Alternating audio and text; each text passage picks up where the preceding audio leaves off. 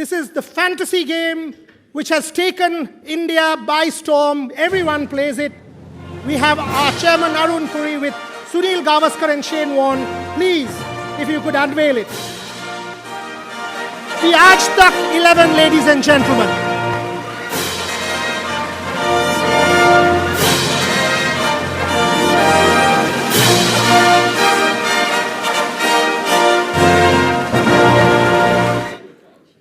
Thank you very, very much. Thank you, Shane. Thank you, Mr. Gavaskar. Thank you, Mr. Puri. Mr. Gavaskar, you can take your seat. Shane stays on. Thank you, sir. Thanks, Rajdeep. We'll quickly move on to the next one. And here, Shane and I will do something which is all of our fantasy. We'll select his all-time favorite 50 over 11. We'll quickly go there. His favorite all-time 50 over 11. I'll also try and quiz Shane in the next 15 minutes on his favorite, maybe, possibly, this World Cup 11. Shall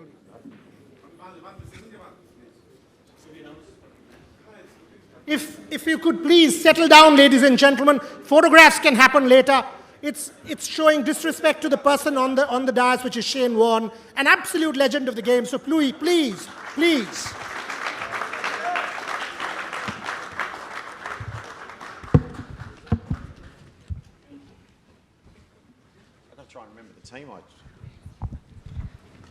No worries. You can go extempore. Okay.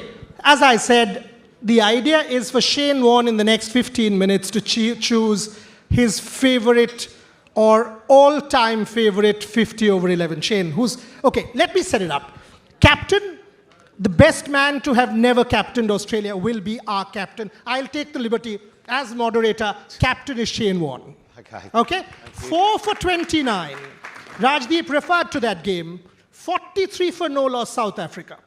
213 to chase down in Birmingham. Herschel Gibson, Gary Kirsten going well. Shane Warne 2-2. Jacques Callis 53 of 91. Once again Shane Warne. Absolute magician, ladies and gentlemen. Captain, select your openers. Well, there's been so many. To clarify this, I'm only going to choose players that I played international cricket against, because I think that's the fairest thing to anyone. I can only go against the players I saw and actually played against. So I think that was the easiest. That was the first thing I must say. So international cricket I played against, not IPL or anything like that, just international cricket. So there was a lot of openers that you could easily choose. There was so many. One of our openers, whether it was Verinder Sehwag, Matthew Hayden, Michael Slater. You could go on and on and on about some Syed Anwar. There were so many wonderful openers, but I ended up choosing Adam Gilchrist as the opener keeper. I think the way he ended up playing in World Cup cricket and one-day cricket was just phenomenal. And one of the best, as I said before, Sachin Tendulkar and Brian Lara were the best two players that I played against in my time. So opening with Adam Gilchrist, I'd have Sachin Tendulkar and Gilly. That'd be my opening pair. Fantastic. Yep. 149 in the 2007 World Cup final with the golf ball, and we all know what Sachin has done in the 463 ODIs that he's played. Now, captain's chosen the best two. I mean, how many matches would they have won for you? 9 out of 9, anyway. Who's at 3? Well, the number 3 position is a very important position, and once again, in the last 20 years, there's so many players that could bat at number 3. And you could juggle your order around to bat different players at number 3. But in the end, I thought, some big hundreds in World Cup finals, one against India, unfortunately. I think Ricky Ponting at number 3 is very, very good. Ricky Ponting, 140, that still haunts us. That 2003 World Cup final knock, 359 for 2 Australia, ladies and gentlemen. That was one final which we do not want to remember. Yeah, Jacques Callis just missed out on that number 3. Virat Kohli also misses out? Or? Well, I didn't play international cricket against Virat. Okay, otherwise, gotcha. Virat would be first picked in there. I didn't play international cricket against Virat. Okay, that's why we have to do a quick, this World Cup 11 with Shane as part of this. Number 4. The number 4 spot, there's so many players that can go into that role, but I think Brian Lara, him and Sachin, as I said before, were the best players I played against. So I think Brian Lara, left-hander in the middle as well, left and right-hand opening partnership with Gilchrist and Sachin, Ricky at number 3, and then Brian Lara at number 4. He was good against pace and spin, any situation. For so long, he was a one-man band with West Indies, so the pressure that was on him was pretty huge. So I went for him at number 4. I think it's a pretty, Gilchrist, Tendulkar, Ponting, Brian Lara is a pretty good top 4. So that's your top 4. I don't think any batsmen need to come after that at 5, 6, but we've still got to go with it. We've got to go with it because these 4 will get 250 between them. Number 5. Yeah, number 5, that wasn't as clear cut as the top 4. I look back at Alan Border. I look back at Steve Waugh. I look back at Azruddin. There were so many players that could bat at number 5 in that middle order. But I wanted someone that could bowl. I wanted sort of an all-rounder type at number 5. And I ended up going with Mark Waugh, because for me, he was the greatest all-round cricketer that I played with and against. He could throw you out from the boundary, he could catch it from anywhere, he could bowl seam, he could bowl spin. The way he played spin and fast bowling was just as good. So I think the flamboyance of Mark Waugh at number 5, his fielding ability and just all-round cricket ability at number 5, I think, complements everybody else. So if Shane Warne comes into bowl, we know who's at slip. It has to be Mark Waugh. Not a single catch would be dropped. Javed Miandad misses out. You played with him in 96. Yep. Number 6, there was another sort of, I wanted another sort of a left-hander. And I went Kumar Sangakkara was my number 6 batsman. I think he's got 11 Test 200s. He could bat anywhere in the top 6. So if you wanted to change it up a bit, he could go up the top of the order. Left-hander. If something happened to your wicket keeping, if Adam Gilchrist got injured, because Kumar could keep as well. So I try to think of all the different combinations of what could go wrong, what could, hopefully do well. But I think Sangakkara at number 6, he was just an absolute class player in all forms of the game. So I put him at number 6. 300s, ladies and gentlemen, consecutively in a World Cup, 57 test average. MCC president as the first non-British, Kumar Sangakkara at number 6. So let's go down the order. Sachin Tendulkar, Adam Gilchrist, Ricky Ponting. I mean, come on, this is a phenomenal lineup. Brian Lara. So I've got Tendulkar, Gilchrist, Ponting, Brian Lara, Mark Waugh, Sangakkara. That's a pretty good... 7 yourself? No. I'm not picking myself. Non-playing captain can't be. Number 7, I wanted another type all-rounder. So I looked around, I thought, okay, who was a bowling all-rounder that could slog? Because if number 7, they're probably going to only face an over or 2 at the end. So it doesn't necessarily need to be the best batsman at number 7, but he needs to be a very good bowler who could hit the ball hard. So I went with Andrew Flintoff. He was a bit of an issue. Andrew Simons was another person I thought about at number 7. But I thought Flintoff's bowling, his Yorker ability to bowl, was pretty phenomenal, and his hitting ability to come in for an over or 2 to slog at the end, I thought was as good as anyone. So I thought he was a pretty good spot there at number 7.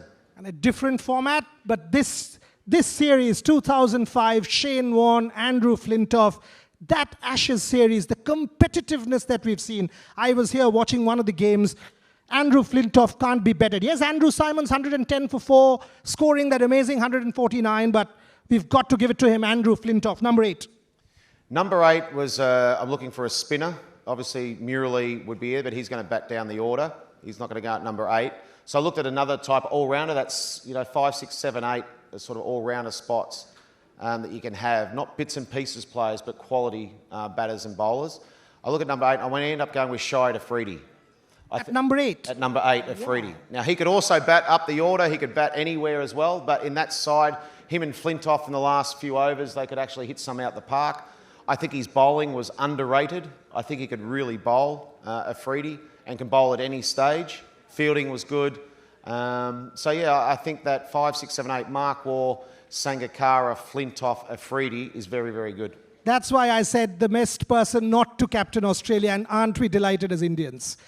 2009, Pakistan, right here, Shahid Afridi winning the World T20 for Pakistan. That's why Shane Warne picks Shahid Afridi as number 8. Number 9. Number 9, myself and Sonny spoke about him before. Probably, one of the greatest left-arm fast bowler. And for me, him and Dennis Lillee were the 2 best fast bowlers I ever saw. So Wasim Akram goes in at number 9. He was a terrific cricketer. Could also slog at the end. Could smash it out the park. good fielder, he could catch as well. So Wasim Akram at number 9. Okay, Wasim Akram. I mean, that I think is the least debatable call. I mean, none of them can be debated, but Wasim Akram will perhaps be the first name in any all-time 50 over 11. Number 10. Number 10, it's, heads or tails to see who bats 10 and who bats 11. But I wanted another spinner. And I think Murali, what he brings to the table, you got Afridi as a leg spinner and you got Murali as an off spinner. You got Mark Waller can bowl some off spin as well. Sachin can bowl some leggies and offies and a bit of seam. So I think we got a lot of variety in the attack, but Murali goes in at number 10. Muthaiya Muralidharan at number 10 gives him the variety, and yes, I mean, at one point in time, he was also the one-man army. Number 11, pick yourself. I mean... No, I'm not picking. Okay, fair enough. Non-playing captain, no problem. Number 11. I can be team manager or get the drinks or something. Number 11, I saw him bowl. I mean, you could go through Curtly Ambrose, Courtney Walsh. You could choose Alan Donald, Sean Pollock. That Darren Gough also in one-day cricket was very, very good. So there's so many bowlers that could get that position. But I ended up going with my mate Glenn McGrath. I just think what he could do with a... At 37, ladies and gentlemen, the highest wicket taker in the 2007 World Cup. Pigeon can't be missed. Glenn McGrath. Coach. Coach. No coach.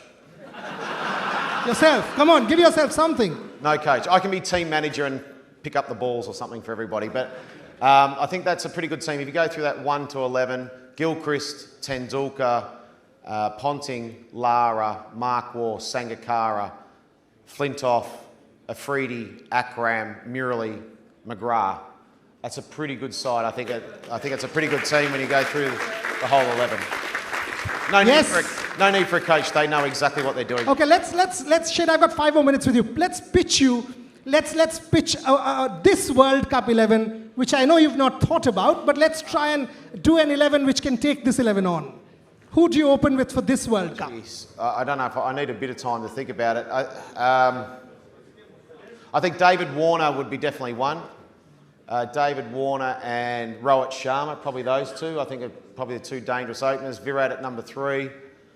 Number 4. Oh, goodness me. I haven't thought. Should I give you some options? Give me some options. Okay. Can't think of anyone.